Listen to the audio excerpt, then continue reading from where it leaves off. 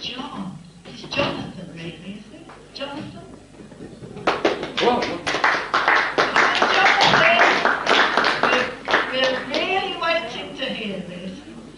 Ladies and gentlemen, Jonathan.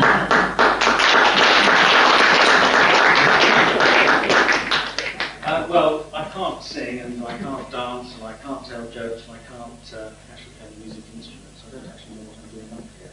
Except that before I came up here, I was told, don't worry, because 50% of all communication is non-verbal.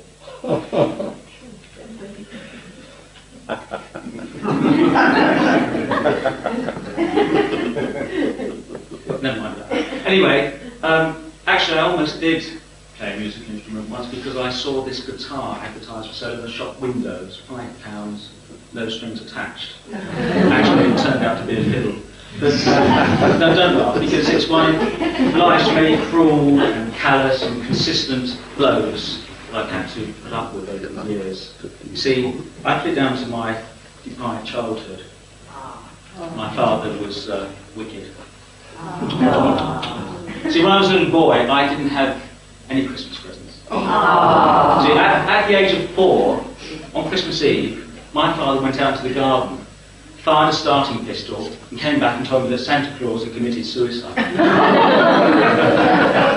Anyway, when I was a lot older, more sophisticated, more understanding of the ways of the world, I was about 7, I became streetwise, well, what I understood to be streetwise. I used to stop people in the street and I used to say, excuse me, do you know where Langley Road is? They'd say, no. I said, well, look, you go down there, second left, first on the right. When I was at secondary school, I was the head prefect. And my first girlfriend, she was 18 and she had skin like a peach. She wasn't beautiful. I mean, have you ever seen an 18-year-old peach? Anyway, jobs. Terrible time in jobs. First job interview, had a awful situation. Had a big mahogany table with 4 people behind it, and they said to me, the first thing they said to me was, John, we invited you to this interview, but we have to tell you we think you're a bit young for the job. I said, don't worry about that. Since walking here, I've aged 10 years. My first job actually was writing for a comic called Jack and Jill. And there was a girl in the office called Jill. She used to pick up the phone and say, Jack and Jill comic, Jill speaking. And 11 o'clock every day, the trolley came round, the trolley lady, and she used to say, tea or coffee, love? I said, oh, give up, what is it? It was that bad. Driving, I was stopped by the police yesterday. They said I was drunk. I said, thank goodness for that. I thought the steering was broken. They said, you've been doing 90 miles per hour. I said, that was silly. I haven't been out for an hour.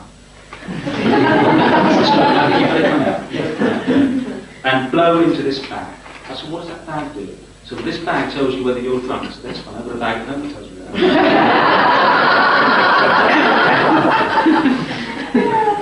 Travelling overseas doesn't help. It doesn't cure the problem. I went and stayed in the United States. I had awful trouble with the language over there. They don't speak the same language as us. So I went over to write, because I was a journalist in those days, and I needed to have a rubber, you see. Now over there they call it an eraser, so a rubber's something else, I don't quite know what it is. I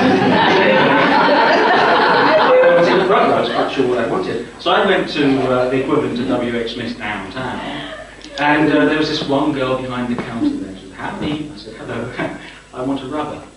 She said, I beg your pardon. I said, yes, I keep making mistakes. She went quite red. She said, oh dear. So you need a little rubber. You're making very big mistakes. So anyway, in the end she gave me one. She said, have a nice day. I discovered this telephone number that you could dial from England to the United States free of charge. Perfectly true story. And this phone number is 2222222.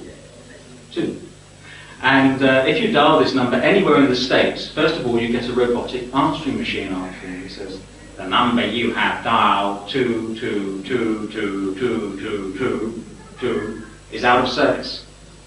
If you wait a little bit longer, you get a real live operator.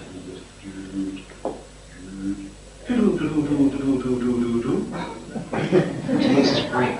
So one evening I phoned up every state in America on the 222 or 222 circuit, and I played a different story down the line for each state of America. I went through to Pennsylvania.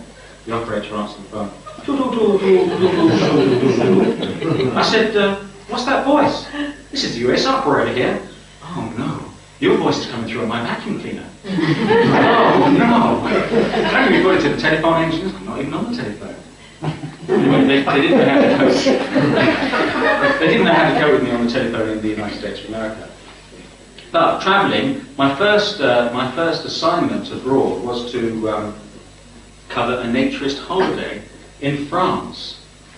And I remember a week before I was due to go on the holiday in France, they phoned up and said, John, we just wanted to ask you, will you be doing this in the All Together? And I said the first thing that came into my head, which was, what, with all my equipment? The first house I bought was very problematic for me because I had to get a mortgage.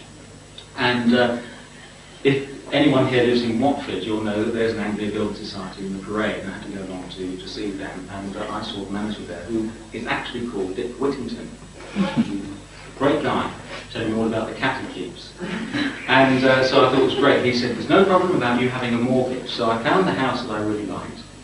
And they said to me, phone up the estate agent, and they said, well, of course, we've got to check whether you've got a mortgage or not.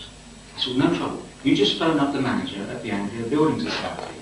They said, well, okay, what's his name? And for a split second, I couldn't remember who he was. I said, his name's Dick Turpin. And he's got a cat. And so they phoned up the 𝗙𝗦𝗐𝗑𝗗𝗬 Society and said, can we speak to Dick Turpin, please?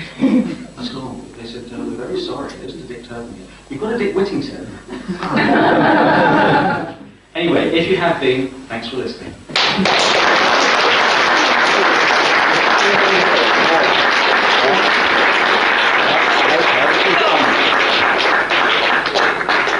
There's someone who said he doesn't tell jokes. I think he's kidding us. Very nice, John. But something he hasn't told you, in spite of the rubbers, he became a father with an 8-pound, bouncy baby boy last week.